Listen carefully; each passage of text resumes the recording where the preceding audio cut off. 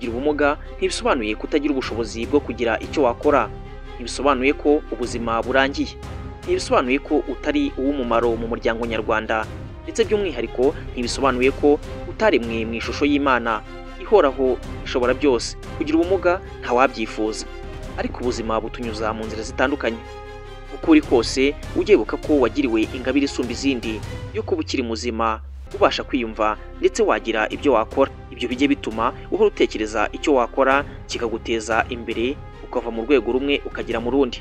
Muri iyi nkuru munyemerere dufungure indi paje, turebere hamwe ibyamamare 7 bifite ubumuga bibarizwa mu isi y'imyidagaduro hano mu gihugu cy'u Rwanda. Ibi byamamare bikora imyuga itandukanye, ndetse abenshi muri bo barishoboye, babayeho ndetse bafasha imiryango bakomokaho. Murakaza neza, njye nitwa The Fresh, ndi kumwe na Omega Boy. Umwanya wa mbere turasanga Niyo Bosco, uyu muhanzi w'impano ihebuje mu kuririmba ndetse no kwandika indirimbo, yabonye izuba mu mwaka wa 2001. Uyu musore afite ubumuga bwo kutabona, yatangiye kumenyekana mu muziki mu mwaka w'2020 ubwo yasohoraga indirimbo Ubigenza ute.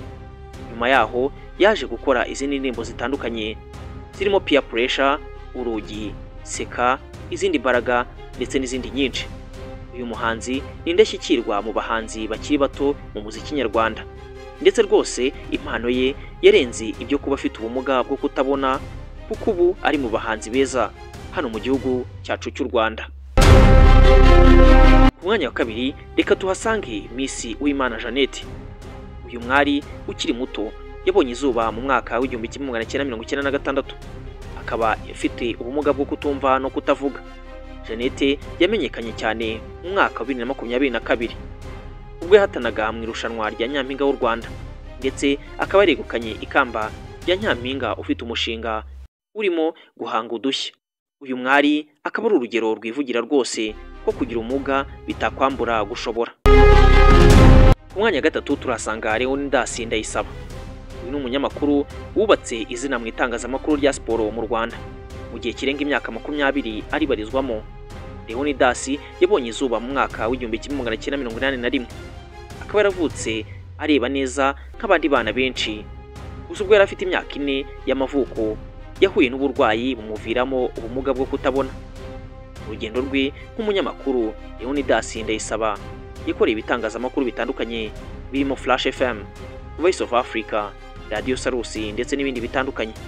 Uyu ni umugabo wize ndetse akaba afite impamyabumenyi y'iciciro cya 2 cya kaminuza, Bachelor's Degree mu bijyanye n'itangazamakuru ndetse n'itumanaho.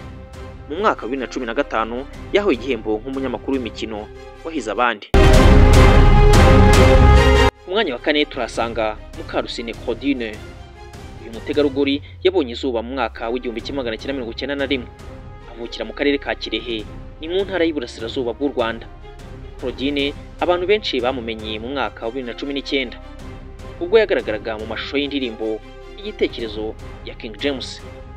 Hirya y'ibi, Claudine akaba yarize ndetse akaba afite impamyabumenyi y'iciciro cya 2 cya kaminuza mu ishami ry'indimi n'ubuvanganzo. Ikaba ari impamyabumenyi yakuye muri Kaminuza Nkuru y'u Rwanda. Uburyo umutegarugori yabashije gutinyuka kujya mu mashusho y'indirimbo ya King James byatumye atinyura abandi bakobwa bafite ubumuga bari bakitinya, bumva ko batagira umumaro nk'abandi. Ku mwanya wa gatanu turasanga Nzovu. Amazina yiswe n'ababyeyi be yitwa Bahizi Venuste. Ni icyogere akaba icyatwa mu ruhando rw'imyidagaduro mu gihugu cy'u Rwanda. Akaba yaramenyekanye ku izina rya Nzovu cyangwa se Maître Nzovu. Uyu mugabo w'imyaka 51 y'amavuko afite ubumuga bw'ubugufi budasanzwe. Nzovu yatangiye kumenyekana mu mwaka wa 2006 ubwo yakinaga nk'umukinnyi w'imena muri filime y'uruhererekane yakunzwe cyane. Yaharanira kubaho. Nyuma yaho yakinnye n'izindi nyinshi zirimo Zirara Zishya, Kigali si Kigoma ndetse n'izindi nyinshi. Mu mwanya wa gatandatu turasanga nyina wa Mbogo. Amazina yiswe n'ababyeyi ni Mukanyandwi Alphonsine. Gusa yamamaye mu ruganda rwa filime nyarwanda nka Nyina wa Mbogo. Uyu mutegarugori afite ubumuga bw'ubugufi budasanzwe. Yabonye izuba mu mwaka w'1979 avukira i Huye mu ntara y'Amajyepfo y'u Rwanda. Nyina wa Mbogo yarize gusa aza gucumbika amasomo ye kubera ibibazo by'amikoro ubwo yarageze mu mwaka wa 5 w'amashuri yisumbuye mu ishami ry'icungamutungo accounting. Nyuma yaho yaje gukora imirimo inyuranye, maze mu mwaka wa 2006 atangira gukina filime, aho yahereye muri filime yitwa Haranira Kubaho, ndetse nyuma yaho aza gukina no mu zindi filime harimo Zirara Zishya ndetse n'izindi. Mu mwanya wa 7 turasanga Irene Murindahabi Kashamakokero. Uyu mugabo azwi cyane mu itangazamakuru ry'imyidagaduro hano mu gihugu cyacu cy'u Rwanda. Amazina ye bwite yitwa Irene Murindahabi, ariko azwi cyane nka M Irene mu myidagaduro yo mu Rwanda. Yavutse kimwe nk'abandi bana benshi, ingingo ndetse n'umubiri we byose bikora neza. Gusa yarageze mu bihe byo gukingirwa yaje guterwa urushinge nabi hatariho n'umunyeshuri wimenyerezaga umwuga ku bitaro bya Muhima, maze bimuviramo kumugara ukuboko kw'ibumoso, aho ku munsi wa none udakora neza nk'ukundi kw'iburyo. Nge nitwa The Fresh, komeza ubane natwe. Reka tubibutse ko kugira ubumuga bidasobanuye ubudashoboye. Disability not inability.